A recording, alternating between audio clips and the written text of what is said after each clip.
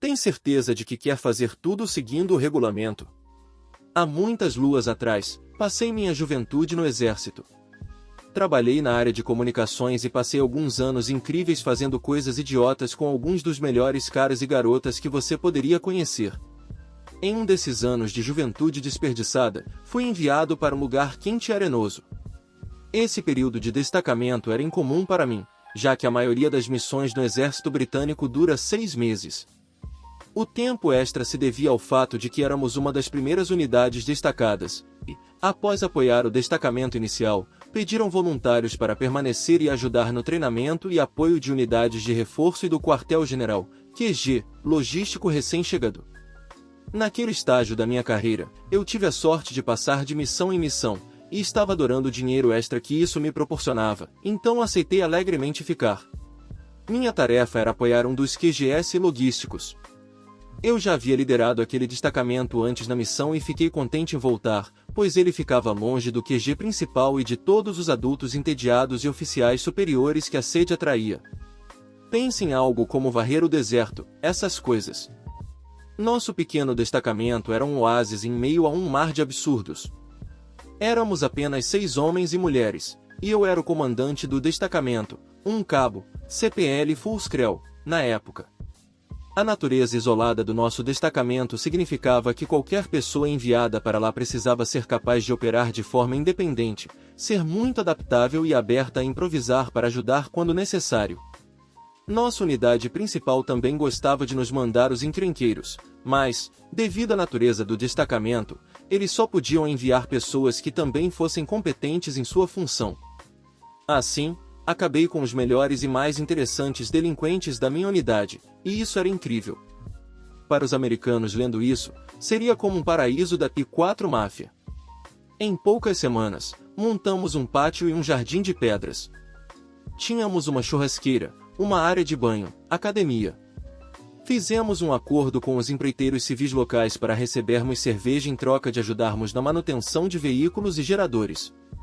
A melhor parte era que, por sermos um destacamento de comunicações, nossa área tinha acesso restrito, o que nos livrava de visitas surpresa. Agora que expliquei o contexto, vou falar da conformidade maliciosa. O QG que estávamos apoiando rotacionava regularmente seus oficiais subalternos, SNCs, e oficiais do destacamento. Eles faziam o tempo mínimo para se qualificar para uma medalha, então, eram substituídos por alguém novo. Era uma prática horrível que acabou sendo banida em missões posteriores, mas não até muito mais tarde. Já estávamos acostumados com isso, e nossa única tarefa adicional era criar novas contas para os superiores. Os caras que realmente faziam o trabalho, meu grupo de colegas no QG, permaneciam quase os mesmos. Essa última rotação viu o antigo sargento de intendência regimental, RQMS, ser substituído por um RQMS recém-promovido. Esse novo cara era um idiota. Cheio de autoimportância. Odiava o fato de termos uma pequena ilha de tranquilidade livre de besteiras sob sua vista.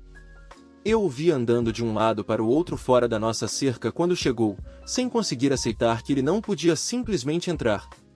Nessa altura, eu já estava nesse local há cerca de 6 meses e não estava nem aí para mais nada. O RQMS odiava ter que lidar comigo, um simples cabo comandando o destacamento, e que eu e minha tripulação de desajustados não estávamos sob sua cadeia de comando. Um dia, ele perdeu completamente a compostura porque estávamos fazendo churrasco de meio cabrito e havíamos convidado alguns dos seus homens para se juntar a nós depois do trabalho, para tomar umas cervejas e comer wraps deliciosos de cabrito. Nesse ponto, tínhamos usado estopa para cercar nossa área de churrasco e bar, obscurecendo-a de olhares curiosos. Ele foi buscar a polícia regimental, RP. Não são policiais militares de verdade, apenas burocratas sem uma função real na unidade, para nos parar. Eu disse a eles para darem o fora, que não iriam entrar no meu destacamento, não importava quem os tivesse mandado. Aparentemente, no dia seguinte, ele estava furioso. Os caras que trabalhavam com ele nos avisaram que ele estava determinado a nos colocar na linha. Sua solução foi retirar nosso pacote de bem-estar, que era fornecido por seu departamento como um favor em troca de alguns serviços que prestávamos. Esse pacote consistia em uma pequena geladeira, uma TV e um decodificador da British Forces Broadcasting Service, BFBS Box. A conversa foi mais ou menos assim. RQMS, Cabo Tossot. Parece que houve um erro de documentação, e vocês receberam por engano um dos meus pacotes de bem-estar. Eu, ok, senhor. Fico feliz em preencher os formulários. Posso passar no seu escritório? RQMS. Você pode passar no meu escritório e trazer o pacote, mas não vai preencher nenhum formulário, cabo. Você pode ter enganado o último RQ, mas, para mim, podem esquecer de recuperar esse pacote de bem-estar. E se eu encontrar qualquer outra coisa que não esteja 100% correta na papelada, vou encerrar isso imediatamente. Você pode não ser meu subordinado, e eu talvez não possa entrar no seu pequeno composto, mas eu vou pegar você, filho. Cada pedido de reabastecimento, cada solicitação de transporte terá que ser feita corretamente. Vou fazer da sua vida um inferno de burocracia. Entra a conformidade maliciosa. Eu sinto muito ouvir isso, senhor. Sinto que o senhor ache que o serviço que fornecemos não é bom o suficiente. O antigo RQMS estava muito satisfeito com os serviços que recebia de nós e mandou o pacote de bem-estar como um agradecimento. Tem certeza de que o problema é a documentação? Não está satisfeito com os telefones e a internet? RQMS, cabo. Não tenho reclamações quanto às comunicações. Só precisa preencher a papelada correta e ter a minha autorização. Nesse ponto, fica claro que ele nunca vai autorizar a devolução do pacote de bem-estar e está muito satisfeito com isso. Eu, certo, senhor. O senhor tem razão. Documentação é essencial. RQMS, você está me desafiando, cabo? Eu, de jeito nenhum, senhor. Só concordando com o senhor. Para esclarecer, o senhor está satisfeito com todo o resto que fornecemos ao QG? Só quer que eu preencha a papelada correta?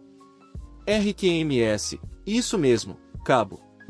Eu, sem problemas, senhor. Feliz em atender. Entreguei o pacote de bem-estar de volta ao depósito. Os caras dele estavam muito apologéticos. Eu disse a eles que não se preocupassem.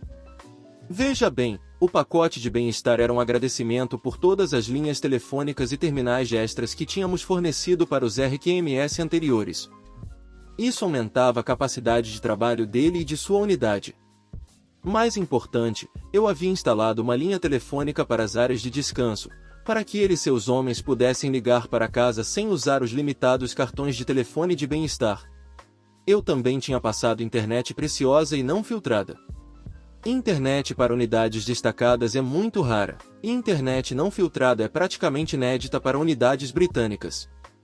O que eu estava fornecendo tinha um valor imenso para soldados solitários, e tudo isso sem documentação.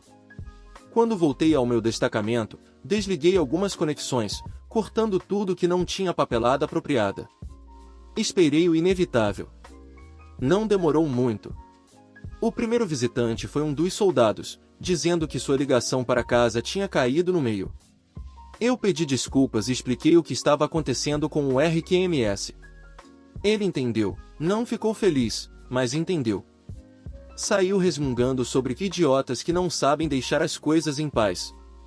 O próximo foi um dos cabos do RQMS, alguém que eu respeitava muito. Ela veio perguntar o que estava acontecendo com as comunicações. Ela estava no escritório quando tive a conversa com o RQMS mais cedo. Conversamos um pouco sobre o quanto ele era insuportável, e então ela perguntou o que estava acontecendo. Expliquei que, conforme o pedido do RQMS, estávamos seguindo seu exemplo e fazendo tudo como manda o regulamento. E desliguei todos os serviços sem a documentação correta. Ela me olhou com compreensão. Então, o que isso significa? Perguntou. Expliquei que os únicos serviços que eu tinha ordens para fornecer eram para o QG. O restante teria que ser solicitado por meio de formulários, aprovados pelo QG da divisão, conforme as ordens. Entreguei a ela uma cópia dos formulários de solicitação, que deveriam ser preenchidos em triplicado, já que eu não tinha uma fotocopiadora e eles não podiam me enviar por e-mail, porque eu tinha desligado o equipamento deles. Ela deu uma risadinha e voltou para o chefe, formulários em mãos. Veja, as únicas ordens que eu tinha eram para 6 linhas e terminais no QG. As outras 30 linhas que eu instalei foram iniciativa minha para apoiar a missão e os departamentos que cresceram ao redor do QG. Isso tudo agora estava desligado, e eu tinha um fluxo constante de visitantes durante o dia querendo saber o que estava acontecendo. Direcionei todos ao RQMS, que tinha os formulários de solicitação. Meu último visitante foi o capitão de operações. Ele era um cara legal, um oficial de entrada tardia, tinha subido de soldado a sargento-mor regimental e agora era oficial comissionado, que já havia passado algumas noites em nosso composto tomando cerveja e conversando. Ele foi um dos primeiros a receber uma linha privada e internet. Ele perguntou o que estava acontecendo, já sabia que havia confusão. Expliquei a situação. Seu rosto caiu. Deixe comigo, disse, e foi embora. 30 minutos depois, o RQMS voltou à entrada do meu composto com o pacote de bem-estar. O capitão de operações estava com ele, pairando como só um sargento-mor, ou um ex-sargento-mor, nesse caso, sabe fazer. Olá, senhor, como posso ajudar? RQMS, muito sem graça, olá, cabo. Parece que houve um erro, e encontramos a documentação para o pacote de bem-estar. Estou devolvendo, com minhas desculpas. Sem necessidade de se desculpar, senhor, fácil de errar. RQMS, então, estamos bem? E quanto à documentação daqui em diante? RQMS, não há necessidade disso tudo. Olhando por cima do ombro para o capitão de operações, afinal, estamos no mesmo time. Estamos sim, senhor. Olho por cima do ombro e faço um sinal para um dos meus caras. Acho que agora tudo voltou ao normal. RQMS, excelente. Muito obrigado, cabo. E foi embora. O capitão de operações lançou um olhar mortal para ele enquanto saía. Só me deu um aceno de cabeça e confirmou que a bebida ainda estava de pé para o dia seguinte, e voltou para seu alojamento. Nunca mais fui incomodado pelo RQMS. Eu preciso pagar pelo presente do pastor quando mal consigo pagar o aluguel? Tudo bem, então arranjem o próprio computador. Isso aconteceu há vários anos, quando eu fazia parte de uma igreja que, com o tempo, percebi ser um culto cristão, e eu também estava em uma posição de liderança. Estou escrevendo isso no celular, então desculpem se o texto ficar estranho. Enfim, vamos à história. Quando eu tinha 22 anos, um jovem adulto impressionável, fazia parte da equipe de mídia dessa igreja. Nós éramos responsáveis por criar vídeos e folhetos, postar nas redes sociais, tirar fotos, entre outras coisas. Tudo isso era trabalho voluntário, mas o pastor, vamos chamá-lo de pastor corrupção, era um ditador frio e inflexível, que frequentemente nos dava projetos de última hora, obrigando-nos a virar à noite para que o vídeo ficasse pronto a tempo do culto no dia seguinte. Dormíamos em média de 3 a 5 horas por noite. Como eu estava na faculdade na época, para conseguir dar conta dos trabalhos e estudos, minha média de sono era de 2 a 3 horas por noite, e, sinceramente, nem sei como sobrevivi sem ter crises constantes de ideias suicidas, paranoia ou delírios. O pastor corrupção amava dinheiro. Ele tinha uma mansão de 6 quartos só para ele e a esposa, com entrada aquecida e o modelo mais novo de Cadillac na garagem aquecida. O prédio da igreja era superdimensionado, com capacidade para 1000 pessoas, mas o público raramente passava de 400. Mais do que amar dinheiro, ele amava o dinheiro dos outros. 70% dos sermões eram sobre como você precisava doar até a camisa do seu corpo para a igreja, ou então não amava Deus e ia para o inferno. Era irônico, já que o contador da igreja tinha sido pego desviando fundos no passado. Isso ia além do dízimo, a 10% da sua renda, e incluía promessas, arrecadações de fundos, doações para eventos da igreja e até retiros que geravam lucro. O pastor corrupção e seu grupo de capangas, ou os pastores associados, que também envergonhavam qualquer um que não doasse dinheiro, adoravam se gabar de como Deus os abençoava após essas rodadas de extorsão. Um dia, perto do aniversário do pastor corrupção, seus capangas decidiram que o carro do pastor, do modelo do ano anterior, era velho demais e que ele precisava de um carro novo. Então, fizeram uma promessa de doação para todos os departamentos do ministério para pagar por esse carro. O mínimo que cada departamento poderia doar era $300, e a equipe de mídia não foi exceção. Eu, um universitário sem dinheiro, trabalhando meio período por salário mínimo, decidi que era impossível doar qualquer coisa. Isso resultou em várias sessões de palestras e humilhações sobre como eu era visto como um líder, sendo que ninguém me via, pois eu sempre trabalhava nos bastidores, RS, e precisava dar o exemplo. Finalmente, fiquei tão exausto e pressionado que confessei que não podia doar porque isso me levaria a gastar todo o meu dinheiro do aluguel. Na época, eu morava com outros líderes da igreja e dividia um quarto com outra garota. $300 pode não parecer muito agora, mas, na época, para alguém que não tinha nenhum espaço próprio para dormir, era um assalto, especialmente para um estudante sem dinheiro.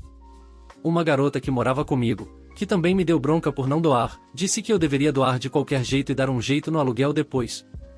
Fui forçado a doar os $300 para o carro novo do pastor, e agora ele tinha 2 Cadillacs novinhos na entrada aquecida. 3 dias depois do vencimento do aluguel, a garota que me deu bronca apareceu me cobrando. A conversa foi mais ou menos assim. Eu ainda não tenho o dinheiro. Como assim você não tem? Te dei 3 dias extras para resolver isso. O que eu deveria fazer? Tirar o dinheiro do ar? Talvez você devesse ser mais responsável com seus gastos. Gastei $2,16 comigo nas últimas 3 semanas, e foi num café para não dormir ao volante por causa da falta de sono. Vou te dar até o final da semana, mas você não pode esperar que a gente te cubra por mais tempo, você está sendo extremamente egoísta.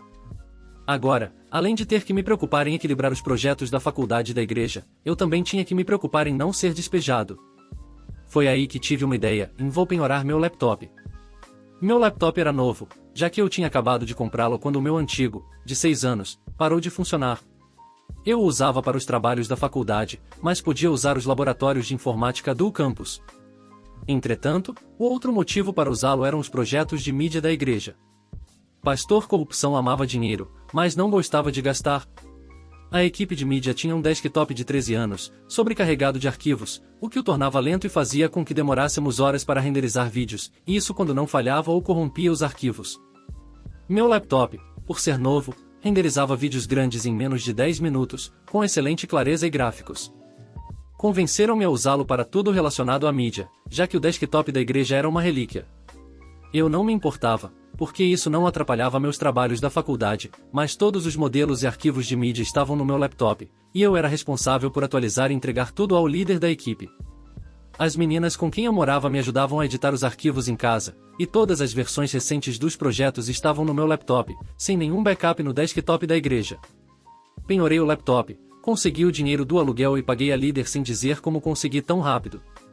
Chegou a noite de sábado, quando normalmente trabalhávamos nos vídeos para o dia seguinte, e elas me perguntaram onde estava meu laptop para começarmos. Não tenho mais ele. Como assim? Eu penhorei. O quê? Penhorei. Por quê? Eu precisava pagar o aluguel, não tinha outra forma de conseguir o dinheiro. Não podia arcar com a promessa, mas vocês gentilmente me deram 3 dias extras para pagar o aluguel com o dinheiro da promessa. Esse era um dos itens mais valiosos que eu tinha, então achei que era o jeito mais rápido de pagar vocês. Elas entraram em pânico e queriam ir resgatar o laptop, mas a loja de penhores já estava fechada. Correram para a igreja, ligaram o velho desktop e tentaram desesperadamente recriar os vídeos do zero. Não tinham backups e os programas eram diferentes, pense em Adobe CCVS Final Cut Pro. No final, não tínhamos nada pronto para o culto, e o pastor Corrupção nos deu uma baita bronca. Os líderes da equipe de mídia me deram uma bronca ainda maior, mas valeu a pena ver o desespero deles. Meses depois, saí da igreja e ainda fui generoso o suficiente para entregar todos os arquivos que eu tinha no laptop. Meu único arrependimento foi ter sido tão amigável ao sair, porque aquela igreja merecia mesmo se ferrar, assim como o pastor Corrupção. Soube que a maioria das pessoas que conhecia saiu e que a igreja encolheu consideravelmente, até mudou de prédio. Acho que nunca compraram um novo desktop para a equipe de mídia depois que saí. Essa foi só uma das muitas situações absurdas dessa igreja, mas me fez nunca mais querer lidar com religião organizada. Hoje sou mais agnóstico. Edit, uau, não esperava que tanta gente visse essa postagem. Espero que tenham gostado dessa história dos meus 20 e poucos anos. É incrível, mas não surpreendente, como tantas outras organizações religiosas são assim. Alguém até já adivinhou qual era a igreja nos comentários, mas não teve muitos votos. Para todos que me disseram de formas criativas que eu fui um fraco, obrigado pelas risadas. Espero que vocês não passem o dia todo na internet julgando alguém com base numa história aleatória, mas só para esclarecer, a menos que você tenha passado por um evento traumático, situação abusiva ou convivido com pessoas narcisistas, você não entende como é. Talvez eu pudesse ter feito algo mais cruel, como expô-los ou destruir coisas, mas para alguém que se sentia impotente na época, isso foi uma forma de vingança. Sim, foi um inconveniente menor, mas diante de 400 pessoas e líderes que esperavam que o culto acontecesse de uma forma específica, eles mal conseguiram manter as aparências.